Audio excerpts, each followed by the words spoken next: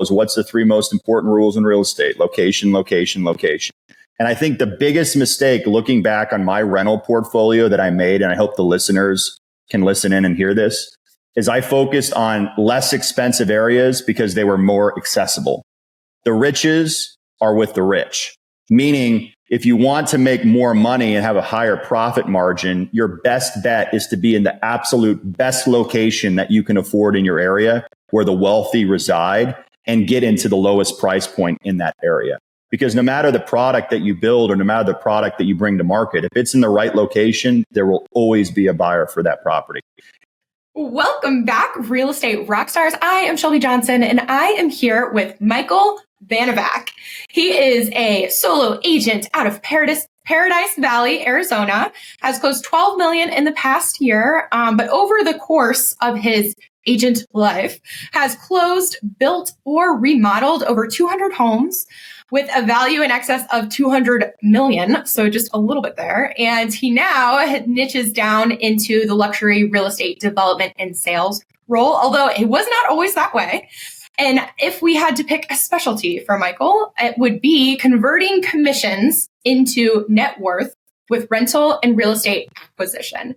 So, Michael, so excited to have you here. I'm so excited to be here. Thank you, Shelby.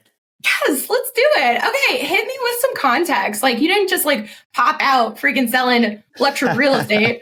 So take us back, and how did you get to where you are?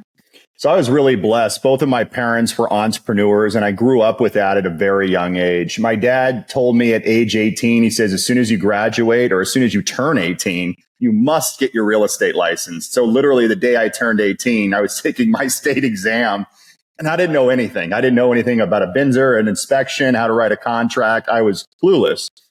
But what he did tell me, I think that the listeners could really utilize is, no matter where you are in your life, you're going to always use a real estate license. And then he also told me, he says, you have to be different than most people. And you have to be different in the fact that I look back on my life, he made and lost hundreds of millions of dollars. And what he basically told me was the goal is to acquire and hold. You play Monopoly like you play life, right? Your goal is to buy properties, hold those properties, build hotels, put houses on there, and charge as much rent as possible. So I did that over the course of a decade and built my real estate empire and built my net worth, not necessarily through commissions, but using those commissions that I had to acquire long-term rental real estate and development. And then that obviously grew my net worth. And now I just hope to educate others on doing the same and achieving financial independence. So that's always been my goal. Your dad sounds pretty cool. Smart dude. What's up? Michael's dad. Good shout out. Okay, so you got your real estate license, and in the beginning you used it for what did you use it for in the beginning? So actually, I was in college when I got it. So I got it, graduated at college at 21. And then my dad, this was 2011. So this was the bottom of the real estate market actually in Arizona, right? Vegas, Arizona, Florida. We had a 45% rescission in home values. And so I had a fork in the road, so to speak. And the fork was, do I go into PWM, which is private wealth management, or do I join my father into building a flipping business? And it was all the rage at the time. If you remember, Doug Hopkins had the show Property Wars and all of these things. And it was a hot topic to go to the courthouse steps and acquire homes. So we did that. My dad took a loan from one of his best friends for $300,000 or $400,000, and we got our flipping business off the ground. It was slow for a while. We lost money on a lot of deals, made money on a few, but then our volume picked up. And actually, we got called to do a national article. It was in Fortune magazine, which was really cool. It picked up by Money, Fortune. It was how multiple real estate investors are losing money flipping houses. But we actually didn't lose money. We didn't lose money. But what we did realize was through the volume, you acquire knowledge, right? And through that knowledge, you're able to tweak your ability to do less work and obviously have an higher output. So at our height during that 5-year time span, we had 186 fix and flips in the Phoenix metropolitan area, anywhere from 8 to 12 a month. And that really gave me a boots on the ground, I guess, master's degree in real estate, right? Location, granite, carpet. What do you have to do to market it? Twilight photos versus regular photography, pricing, quotas, all these different things gave me a crash course. And I really began to realize the money isn't in getting in and out of real estate. It's getting in at low interest debt and holding in perpetuity. And that's what really changed the trajectory of my life. Okay. So in the beginning, I know there's like a million different directions, but that's fine. I'll just pick one. So in the beginning, you're pumping out fix and flips. You guys are acquiring them probably in ways that we can no longer in 2023 because the market has changed so much. I even look back to, I got into real estate investing really heavy in 2018, 2019. And I feel so bad now when people are like, how'd you do it? And I'm like, in a different way that you will be able to, because that world does not exist anymore. But I love how you also said like the reps, I'm doing 186 flips. It's like you get so many reps and you get so good just by those real life experiences that you can't learn in a textbook. The hypotheticals will never get you there. But then you realize that, flipping that high volume turnover, that's also that's like a job in itself. 100%. Finding the deals, renovating, all that stuff. And so at what point did you realize that you didn't want, and what did it shift into? Like, did you ever consider doing like the BRRRR strategy and keeping the properties, or you were like, I don't want these little ones, I'm going to shift to luxury? What did that look like? Well, it changed because a lot of that money, we didn't have any money. So, my dad had tons of money, and then he went to 2008 and he had to file personal bankruptcy because he had over $350 million in personal debt. It was the third largest bankruptcy in Arizona state history. And so we had to start over. So when I graduated college, I went from the top of the mountain to the bottom of the mountain. And we were sharing a 2-bedroom condo for $1,000 a month. And I was driving a Porsche Carrera convertible, but we were broke. And so we had to utilize our brain and utilize our resources to use other people's money. And then we implemented hard money investors and hard money debt to acquire these properties. And if we could have kept them and used the BRRRR strategy, we would have. But we didn't have that opportunity, unfortunately, because it wasn't our money. So we had to build it the hard way, which is a lot of what these agents are having to do or thinking they need to do now. And then the light bulb went off and I said, I got to convert a lot of these commissions into hard assets that I own personally. And my only partner needs to be the bank. And how did you do that? So someone's sitting out there and they're like, I have commissions. I don't have rentals. What do I do? So it's a great question. So again, I got out of college at 21. And by 23, I was looking at all of our portfolios. And some of the houses that we couldn't sell right off the bat because it was a tough time economically, I noticed we were renting and we were getting really good outsized rents versus what we were paying for the property. And I thought, let me take a flyer and maybe buy a house for myself because I knew that was the way to success. I just didn't know how to do it. So I was 23. I bought my first house for $253,000. I put $8,500 down, which at the time was all the money in the world that I had. And I got a regular conventional loan at 5% down, right? I used my 3% commission as my part of my down payment. And then I lived in the property 6 to 7 months. And I said, the only way I can make money on this is not by living in it, but actually renting it. So I rented the property and actually had an arbitrage spread of around $400 a month, which was the difference between my rental and my mortgage. And that got me hooked, right? As soon as I saw that extra $400 a month coming into my account, I made a promise to myself that every 2 to 3 years, I would buy another house for myself, live in it, rent it, do it again. And that's what really changed the trajectory of my life. Yeah. So like essentially, the house hacking-ish strategy, except you're not living in it when you're renting it out. But like, okay, so if I'm an agent and I'm sitting there and I'm like, I have these commissions and I don't know where to start, they could do what you did, which is instead of search for the like traditional investment property that, maybe they think that they need to do, they could say, hey, I could buy using either a primary residence convention loan or an FHA or USDA or VA, whatever. I could use my commission on that closing to cover the expenses and then live in it for X amount of time until it's time for me to do it again. Yeah. And the other thing that a lot of agents don't realize, and I didn't realize this until I did a lot of fix and flip volume, is our commissions as well as our taxable income on flips was very high. I was paying so much in taxes that I said, I got to find a system where I can actually hold properties and offset properties through either depreciation and or capital gains. And that's why I took the primary residence route, because I get better terms on my loan, right? I can buy down the rate through seller concessions, et cetera, when I purchase the property, or I could refinance, I can rent, I can live in it. There's all these things I could do, which gave me optionality. And I realized really quick that optionality was the pathway to financial freedom, because if you ever needed the money, you had an asset that you could borrow from or sell. So that was really the turning point. Real quick, before we get back to the episode, 2 things I wanted to share. First, thank you so much for tuning in week after week. It really means the world to all of us. Second, we feel like we're just getting started. If you enjoy what we do here, please follow us on this app, share an episode, or give us a quick review. I promise we're working hard behind the scenes to make this show as good as possible now and into the future. Thanks, guys. Back to the show.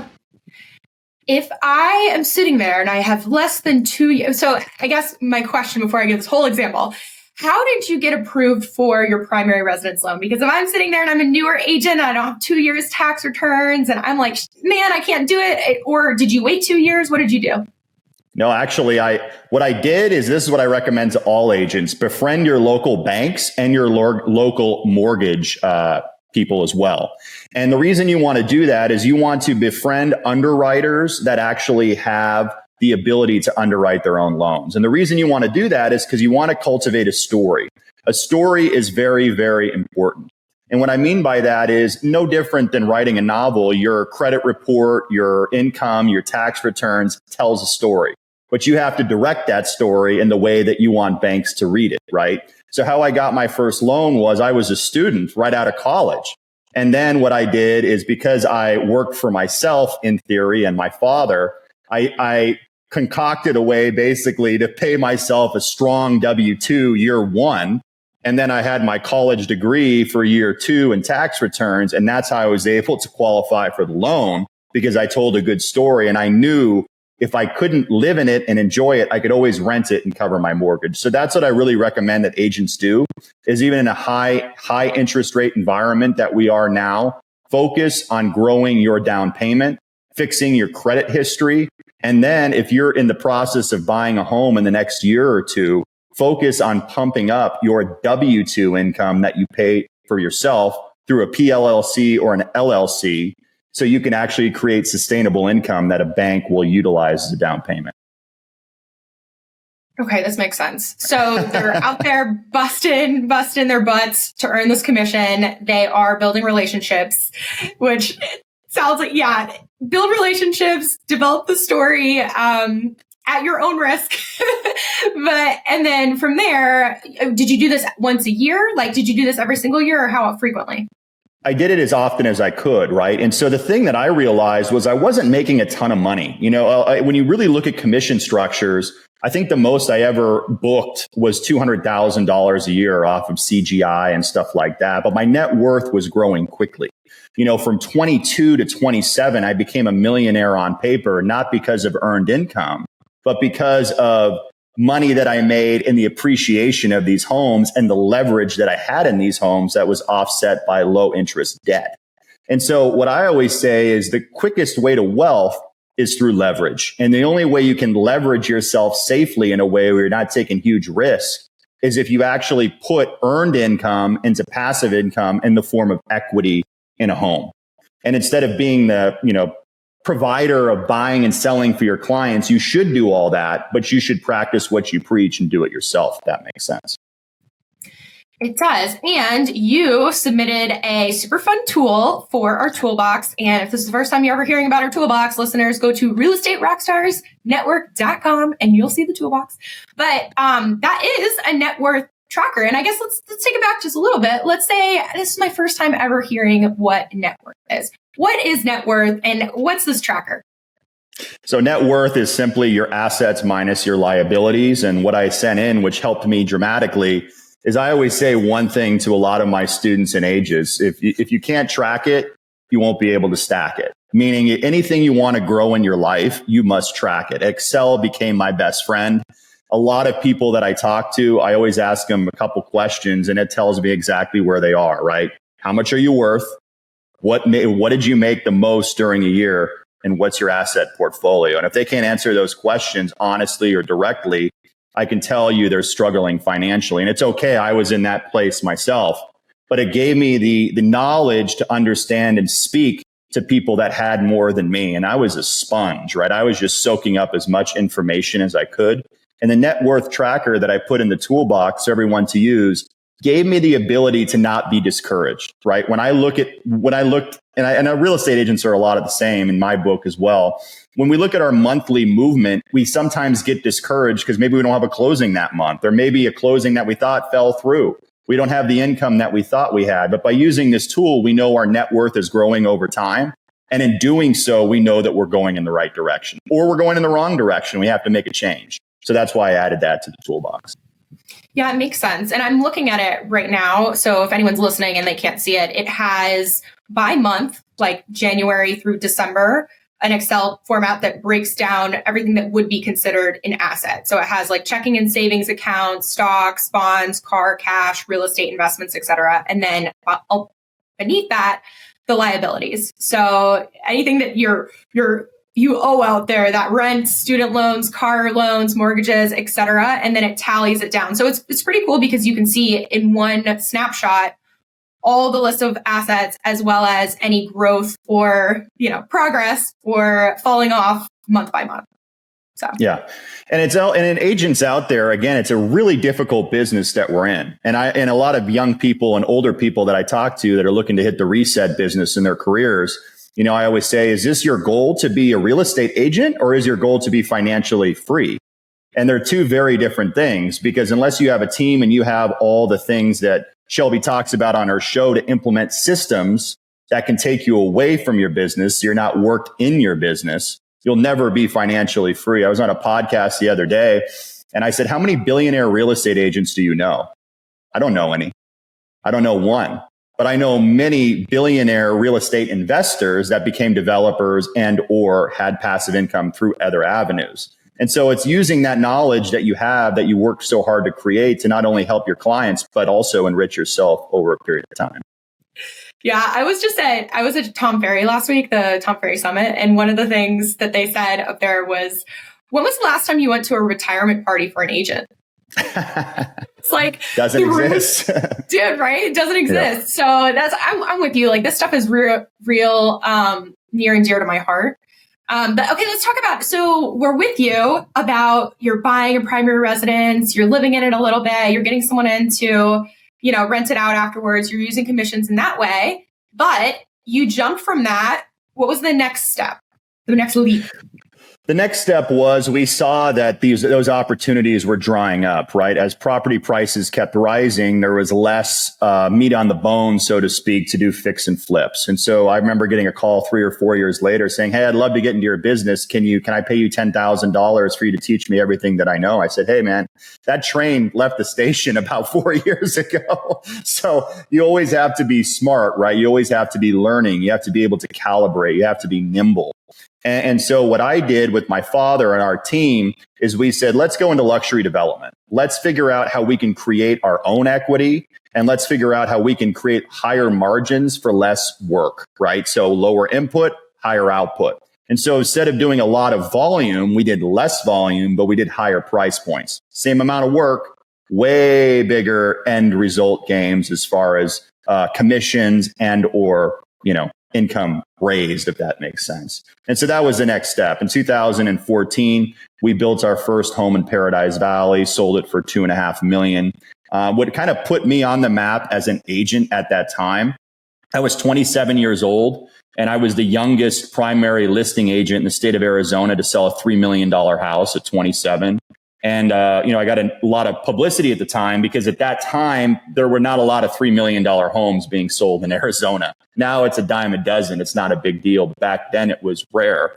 And many fallacies that you believe is kind of that past fallacy. Oh, I did it once. I could do it again. I could do this the rest of my life, right? $90,000 commission checks are just going to roll in. No problem. And then you realize if you don't have a system in place and you don't have a toolbox in place, which what you guys preach, it's very difficult to duplicate those same results. So that's when I started looking at my life and started realizing, where am I going to get the best results? Not on metrics that other people find value, my competition, but how am I going to change the trajectory of my life, right? How am I going to acquire more assets? How am I going to drive the car that I want to drive, live where I want to live, create the passive income that I want to have? And you really got to step back and analyze what's going right, what's going wrong, and make those concessions quickly. And that's what I did. A quick word on our toolbox. We know it can be overwhelming thinking about all of the systems you want to build into your business, and that is why we ask guests to submit their favorite checklist, template, or tracker so you don't have to build from the ground up. Go to realestaterockstarsnetwork.com and click Toolbox for your free access. Thanks so much. The higher output, lower input makes so much sense to me. My first year, I'm sure listeners have heard me say this before, but I closed 48 deals as my first year. And I was like, yeah, freaking average sales price was $155,000. Oh my God, so painful, right? Yeah. So now I'm like, if I could go back and do it all over again, man, I'm going luxury. Like I'm doing less reps and then have how much higher output. So all about that. If I'm listening though, and I'm like, man, that sounds good. Luxury development. How did you even get your foot in the door? How do I start with that? The first thing you got to do is learn your market. So whatever you want to do, you have to learn exactly the process with which to do it. I was lucky because my dad was a licensed commercial and residential contractor. So I was able to piggyback off of him and let him take the risk while I learned the business. And it was a fascinating business, difficult business. I think the best return on your investment long term is still the rental game.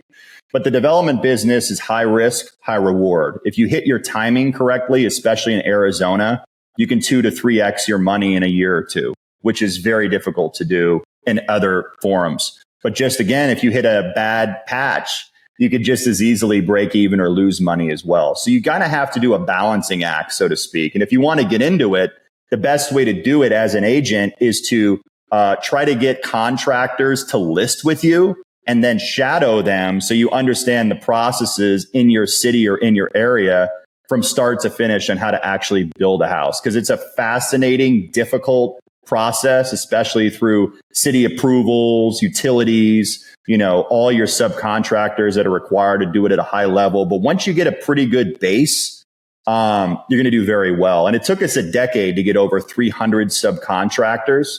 And I think having those subcontractors is the gold, right? If you look at wealth, and I know a lot of people listening into your podcast want to become more wealthy, it's really being the coordinator. It's really being the middleman or middle woman that is the person that makes the most money. Meaning, I have access to 300 subcontractors that are the best of the best. And if you want access to them, you got to go through me.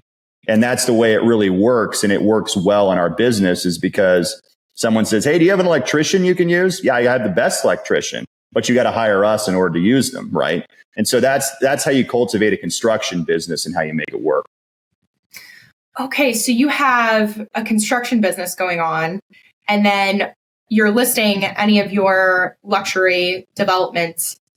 And okay, I guess I'm trying to understand like lanes, roles, and responsibilities, because clearly you have a partnership with your dad, right? He is the licensed contractor for commercial and residential. Awesome. You are real estate agent, also have a lot of reps and a lot of grit and energy, feels like. So what do you guys do? Well, basically what we do is we find opportunities in areas that we like, in areas that we understand, in areas that have high margin. And so we'll find raw land and or we'll find teardowns and prime areas. The first thing I remember in real estate school was what's the 3 most important rules in real estate? Location, location, location. And I think the biggest mistake looking back on my rental portfolio that I made, and I hope the listeners can listen in and hear this, is I focused on less expensive areas because they were more accessible. The riches are with the rich, meaning If you want to make more money and have a higher profit margin, your best bet is to be in the absolute best location that you can afford in your area where the wealthy reside and get into the lowest price point in that area. Because no matter the product that you build or no matter the product that you bring to market, if it's in the right location, there will always be a buyer for that property. And that's what I really began to realize when I analyzed all my assets was the more I paid for the best location and the best product, the more I made. Okay, so you guys are out there, you're finding opportunities with raw land and teardown. Do you have you already talked about systems. What is your process for finding those two things? It's a great question. So the best process I've realized is I scour ARMLS, which is our MLS system, every single day. Secondly, you got to get involved in your community. And one of the things that I'm well known in my community is personal branding. I wrote a book in 2017 about relationship development. And I think the best thing that you can do is meet people, not just anybody, but meet people that are doing equal or more than you. And if you're interested in something, you have to be in the realm of conversation with these people. What do you need? You need buyers and sellers. You need homeowners. You need property landowners. You need banks. You need mortgage advisors. You need private wealth managers. You need people that are in the actual business of building the property, right? You need photographers. You need people in the media space so you can promote yourself or promote your property. And you need to grow your Rolodex, right? It's called Rolodex repetition. And the more people that you have that are successful and that can help you and you can help them in your Rolodex, the more successful you're going to be. So what I always say to agents is I said, look, you cannot be a secret agent.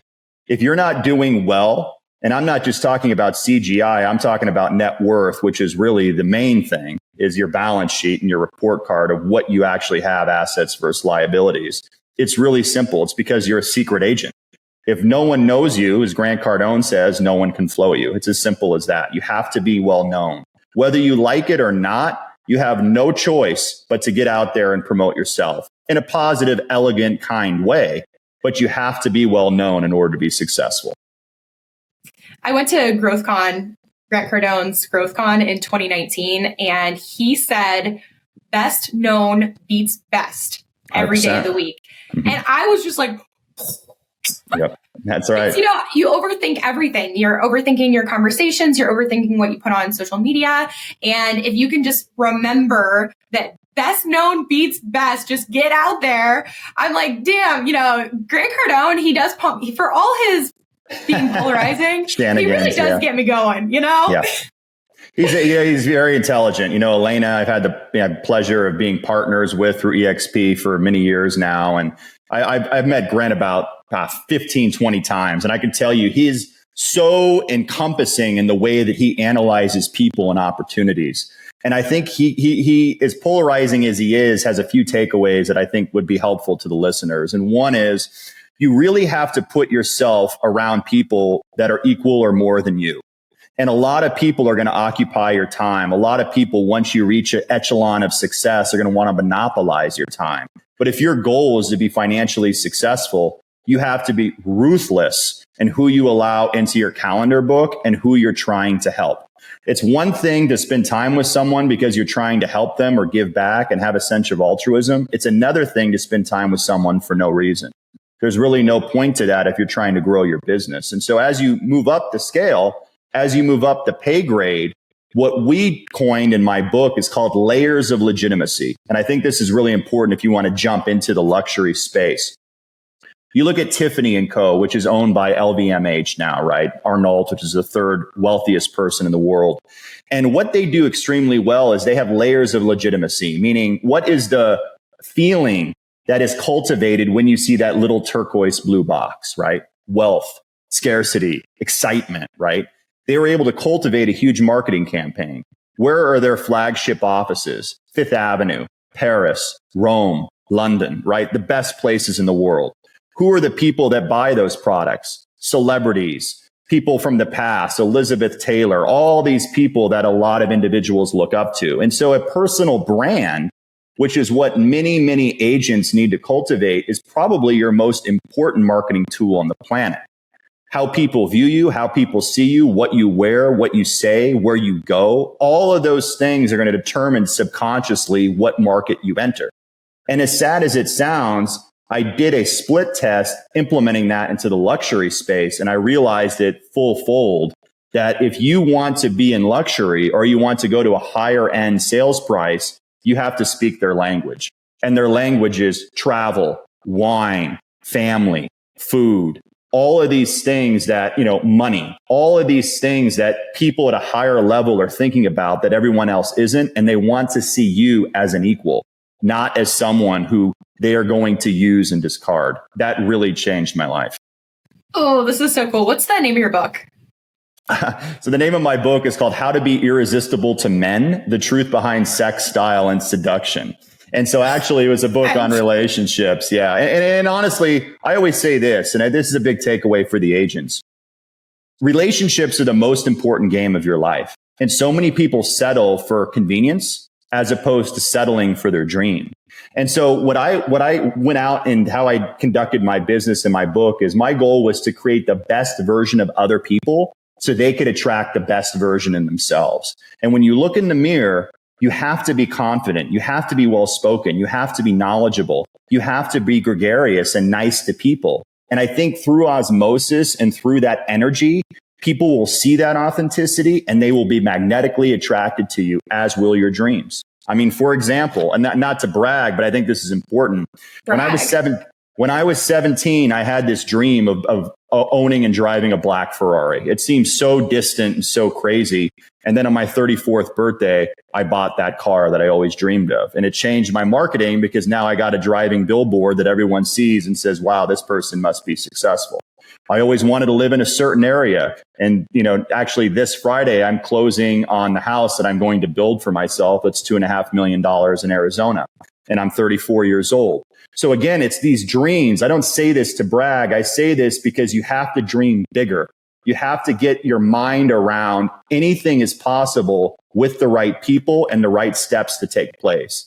So many people are in a malaise of their business and in their life, right? They're hanging around their friends from college, from high school. They're hanging around people making $30, $40, $50,000 a year.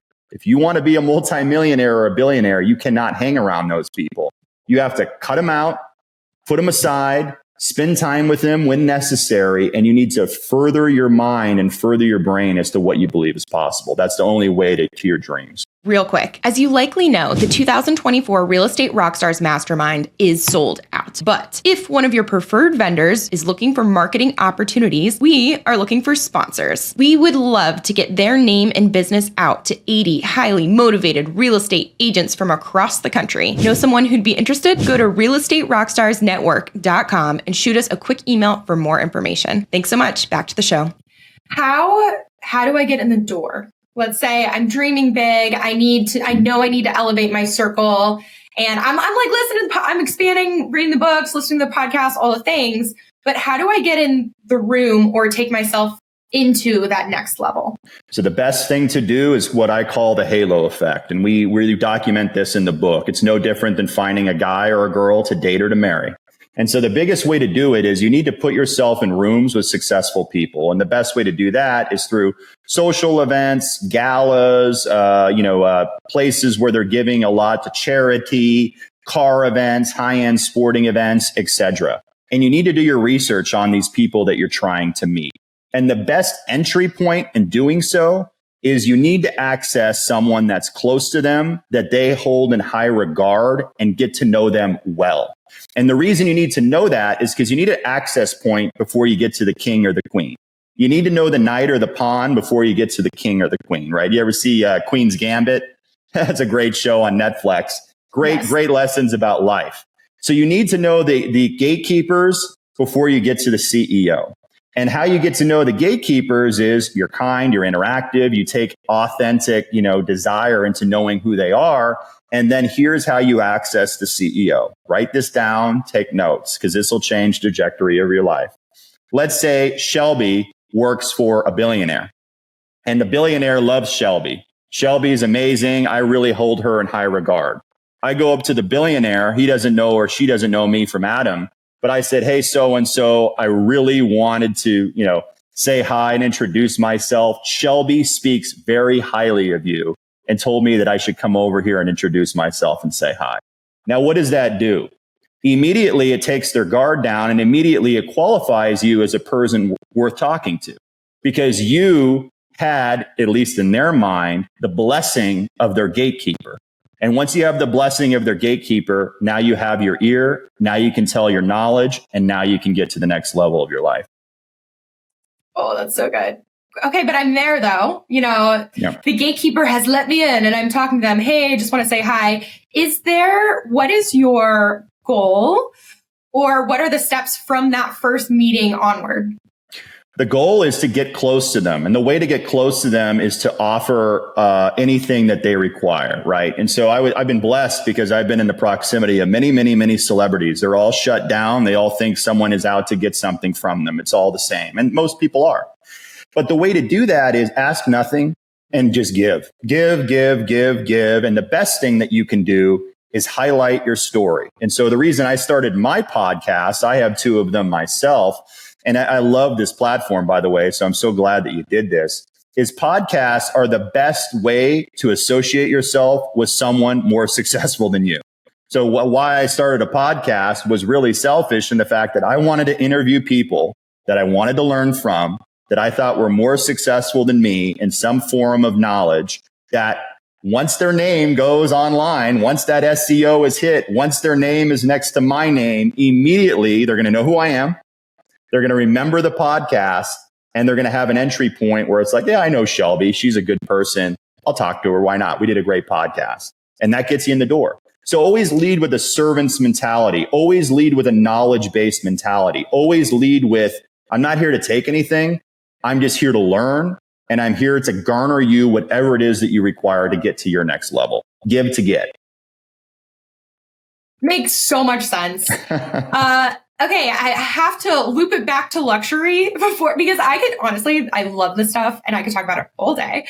But we are real estate rocks. We're going to bring it back. Okay, so luxury development. You said in the beginning, we are going to we're looking for the raw land, the teardowns, and we're doing that by scouring the MLS and involved in the community, building your brand, which led us into these relationships. Are there any other tips, pointers, etc., that jump to mind in regard to getting in the door or things they should do in the beginning of the developing luxury real estate? You got to have a grid partner architect. And so you have to have people that when you acquire a piece of land or you put a piece of land under contract, someone that could analyze it for you in the 15-day look period or 30-day look period to say, is this viable for what we're trying to accomplish? And most importantly, more than even finding the land, is you have to find the money. And the money is the most important relationship that you can find. And that's why I can't stress for you agents listening in, get 2 or 3 local banks, not the top big 3, because Chase, B of A, and Wells Fargo isn't going to finance your dreams to becoming multimillionaires. But local banks in your area just might if you have a great relationship with them. And 2, learn and befriend high net worth individuals in your area as well as hard money lenders in your area. Because if you have a relationship with hard money lenders, having taken a lot of hard money, you will be able to create multiple business opportunities leveraging cash buy as opposed to a finance buy. And so a lot of people negate hard money because, the interest rate is too high. It's 12% or 13%. Well, I hate to tell you guys, 30-year fixed rates are 8% right now. So to pay an extra 4% to possibly make $500,000 or $1 million on your next deal, well worth the risk. That's for sure. So we've got the GC, we've got you, we've got the grid partner architect and the money. Yep. Are there any other key players that are, of course, there's a lot of little ones, but big ones that jump out? Oh, well, you got to know your timeline, number one, because as soon as you take down money, as soon as you borrow money, you better go, right? And so you really have to understand city approvals, right? In Phoenix and Paradise Valley right now, it's taking 2 years to get permits. It used to take 4 months. And so the barrier of entry is so high, which is good if you're able to go through that pain to get to the pleasure, right? Because it's not like we have a lot of competition.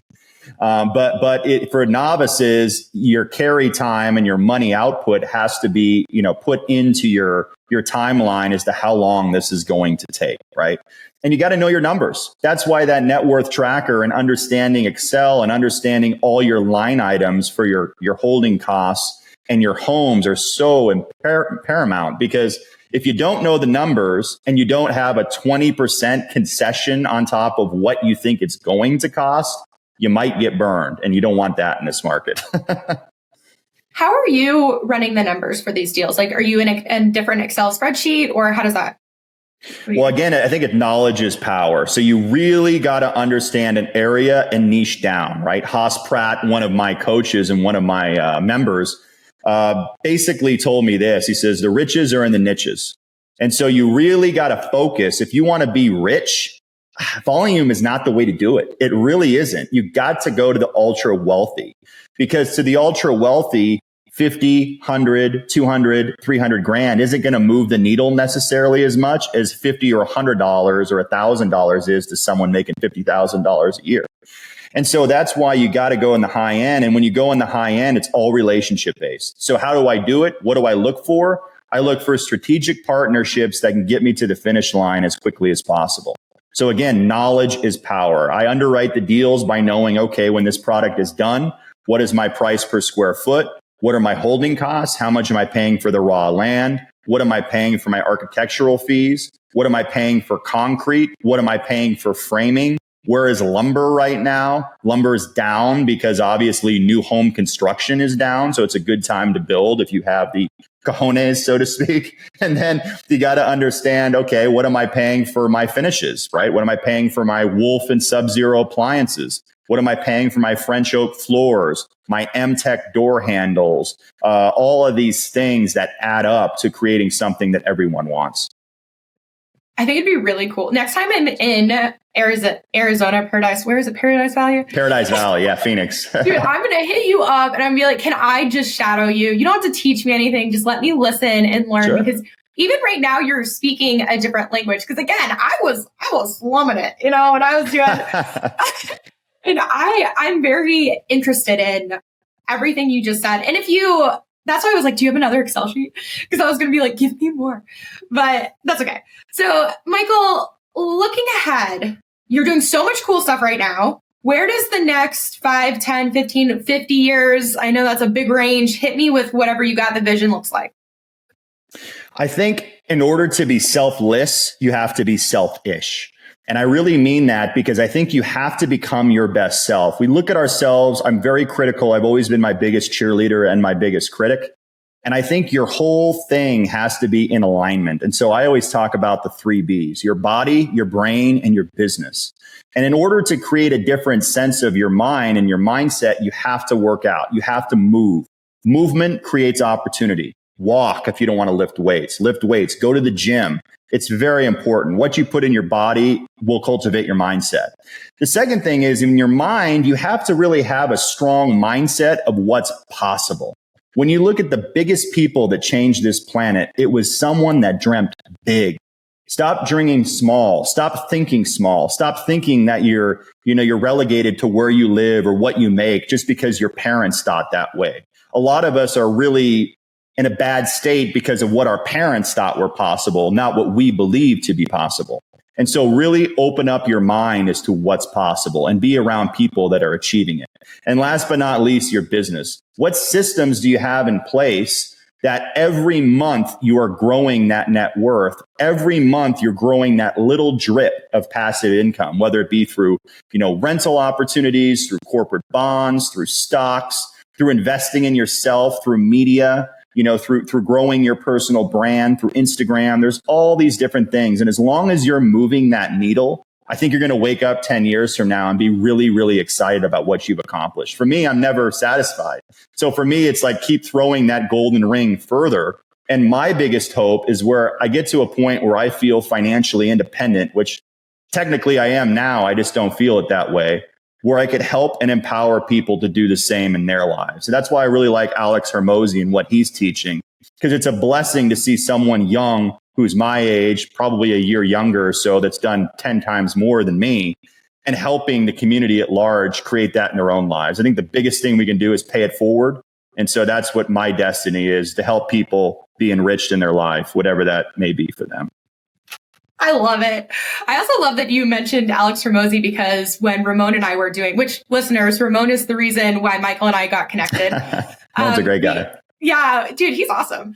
But yeah, we had this moment also about Alex Ramosi. So yeah, if you don't follow him, you should. He's really incredible. And I don't fangirl that many people, but like, I'm on the train, man. He's a great guy. Yeah, no, he teaches a lot of people. And again, it's not where you start, it's where you finish. So what I think people realize is when you're wealthy or when you have means, the problems are still present. They just become bigger. And so your self-talk really becomes important. I say this in my book.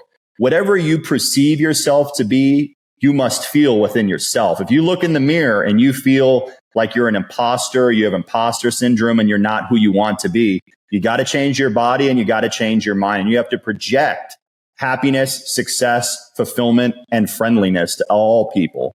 And you got to stop making judgments. You know, when I was young, I thought I could do it all on my own. I was making judgments and judging other people. And when I really look back on it, it was just because of insecurity in myself. You know, so it's not a measuring game of who's better or who's worse. It's really just a cultivation of collaboration of how we can all grow and be who we want to be. If listeners are listening to this and they want to see you in person or on the gram, what events are you going to, if any, and where can they find you? They can find me on Instagram at Michael Banovac. That's the one I check the most. LinkedIn, Facebook. What else am I on? TikTok. I just started TikTok, which is interesting. I don't know a lot about TikTok, but it's been fun. Instagram is my biggest one. So that's the easiest. As far as personal events, I wing it. You know, I wing it because I believe that when you have stuff in your calendar, it's great. But really what's in my calendar is building up my brand and building up my home and building out my business. And so anyone that wants to say hi, what I do is about once every 2 months, I do something called Coffee is on Me. And actually my co-sponsor is one of my banks, Western State Bank.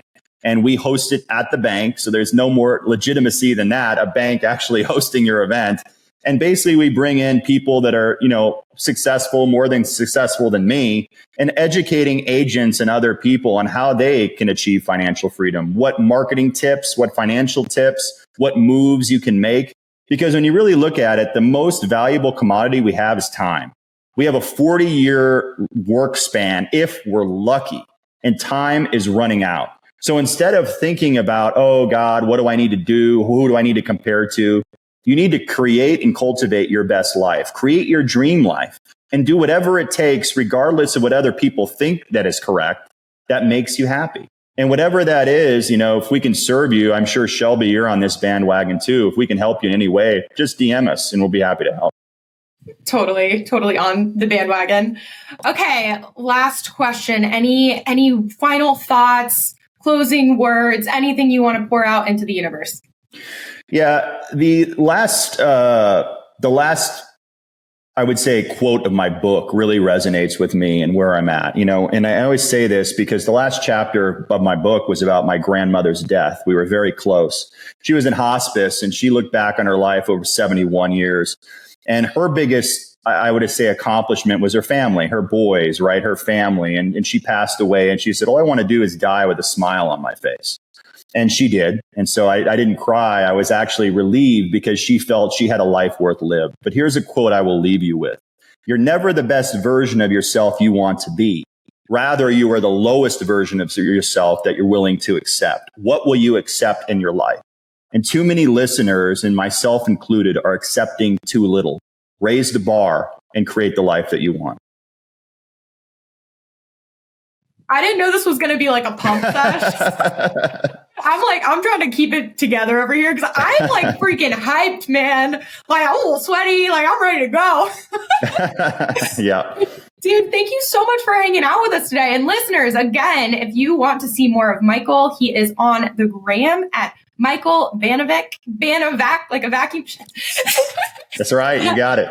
Yes. And we will also, of course, link this in the show notes. And guys, as always, if you want to hang out with me or the owner of the show, we are The Shelby Show and Aaron Amugastegi on the gram. Please hit us with feedback. We want to know who you want us to interview, what topics you want us to dig into, how we can make this thing better. And one final reminder is if you are an experienced investor, y'all know Aaron is hosting an event in Austin this September. If you want to go, it's pretty exclusive. Go to investordeepdive.com to check it out. And y'all, that is all we have for today. Michael, thank you so much for coming on the show. Thank you. Really appreciate the opportunity. Best ever. Okay, cool. Real Estate Rockstars, thanks for listening.